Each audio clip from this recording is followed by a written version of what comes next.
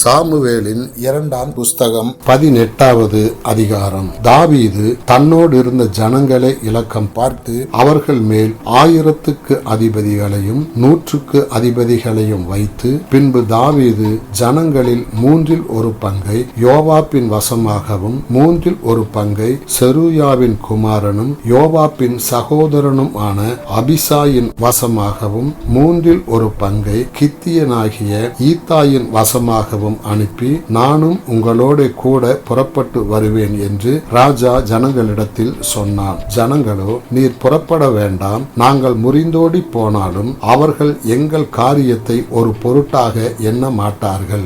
எங்களில் பாதி பேர் செத்து போனாலும் எங்கள் காரியத்தை பற்றி கவலைப்பட மாட்டார்கள். நீரோ எங்களில் 10,000 பேருக்கு சரி. நீர் பட்டணத்தில் இருந்து கொண்டு எங்களுக்கு உதவி செய்கிறது எங்களுக்கு நலமாய் இருக்கும் என்றார்கள். அப்பொழுது ராஜா அவர்களை பார்த்து, உங்களுக்கு நலமாய் தோன்றுகிறதை செய்வேன் என்று சொல்லி ராஜா ஒளிமுக வாசல் ஓரத்திலே நின்றான். ஜனங்கள் எல்லாரும் 100 1000 புறப்பட்டார்கள். ராஜா யோவாபையும் அபிசாயையும் ஈத்தாயையும் நோக்கி, பிள்ளையாண்டானாகிய அப்சலோமை என் நிமித்தம் மெதுவாய் நடப்பியுங்கள் என்று கட்டளையிட்டான். இப்படி ராஜா அப்சலோமை குறித்து அதிபதிகளுக்கெல்லாம் கட்டளையிட்டதை ஜனங்கள் எல்லாரும் கேட்டிருந்தார்கள். ஜனங்கள் வெளியே இஸ்ரவேலருக்கு எதிராக புறப்பட்ட பிற்பாடு எப்பிராயிம் காட்டிலே யுத்தம் நடந்தது.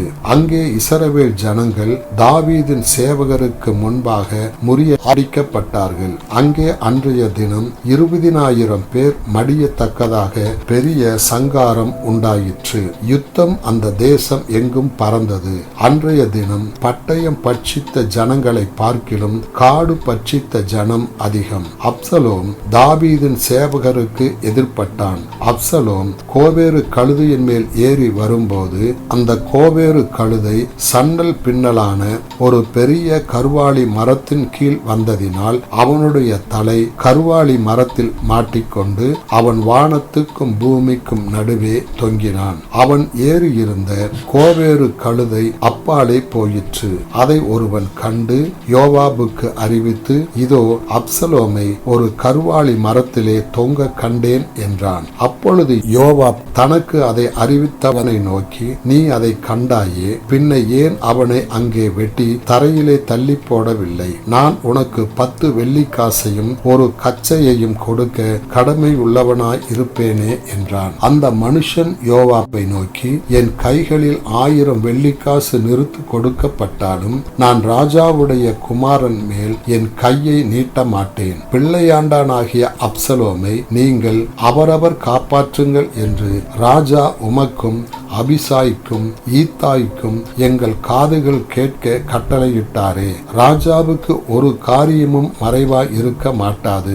ஆதலால் நான் அதை செய்வேனாகில் என் பிராணனுக்கே விரோதமாக செய்பவனாவேன். நீரும் எனக்கு விரோதமாய் இருப்பீர் என்றான். ஆதலால் யோவாப், நான் இப்படி உன்னோட பேசி தாமதிக்க மாட்டேன் என்று சொல்லி தன் கையிலே 3 வல்லையங்களை எடுத்துக்கொண்டு அப்சலோம் இன்னும் கருவாளி மரத்தின் நடுவிலே உயிரோடே தொங்குகையில் அவைகளை அவன் நெஞ்சிலே குத்தினான். அப்பொழுது யோவாப்பின் ஆயுததாரிகளாகிய 10 சேவகர் அப்சலோமை சூழ்ந்து அவனை அடித்து கொன்று போட்டார்கள். அப்பொழுது யோவாப் எக்காளம் ஊதி ஜனங்களை நிறுத்தி போட்டபடியினால் ஜனங்கள் இஸ்ரவேலை பின்தொடருகிறதை விட்டு திரும்பினார்கள். அவர்கள் அப்சலோமை எடுத்து அவனை காட்டிலுள்ள ஒரு பெரிய குழியிலே போட்டு அவன் மேல் மகா பெரிய கற்குவியலை குவித்தார்கள். இஸ்ரவேலர் எல்லாரும் அவரவர் தங்கள் கூடாரங்களுக்கு ஓடி போனார்கள். அப்சலோம் உயிரோடு இருக்கையில்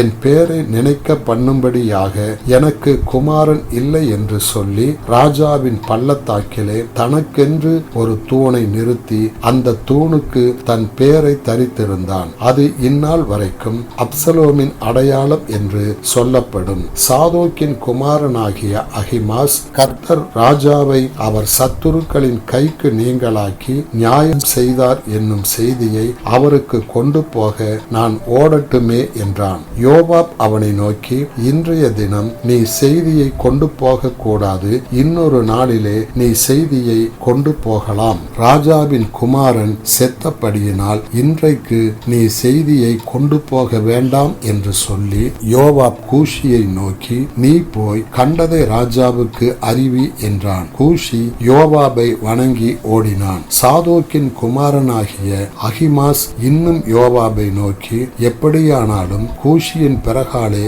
நானும் ஓடட்டுமே என்று திரும்ப கேட்டதற்கு யோவாப், என் மகனே, சொல்லும்படி உனக்கு நல்ல செய்தி இல்லாதிருக்கையில் நீ ஓட வேண்டியது என்ன என்றான். அதற்கு அவன், எப்படியானாலும் நான் ஓடுவேன் என்றான். அப்பொழுது யோவாப், ஓடு என்றான். அப்படியே அகிமாஸ் சமனான பூமி வழியாகி கூஷிக்கு முந்திக் கொண்டான். தாவீது 2 ஒளிமுக கெவினி வாசலுக்கு நடுவாக உட்கார்ந்திருந்தான். ஜாமம் காக்கிறவன் அலங்கத்தில் இருக்கிற கெவினியின் மேல் நடந்து தன் கண்களை ஏறெடுத்து, இதோ ஒரு மனுஷன் தனியே ஓடி வருகிறதை கண்டு கூப்பிட்டு ராஜாவுக்கு அறிவித்தான். அப்பொழுது ராஜா, அவன் ஒருவனாய் வந்தால் அவன் வாயிலே நல்ல செய்தி இருக்கும் என்றான். அவன் ஓடி கிட்ட வரும்போது ஜாமம் காக்கிறவன் வேறொருவன் ஓடி வருகிறதை கண்டு, அதோ பின்னொருவன் தனியே ஓடி வருகிறான் என்று வாசல் காக்கிறவனோடே கூப்பிட்டு சொன்னான்.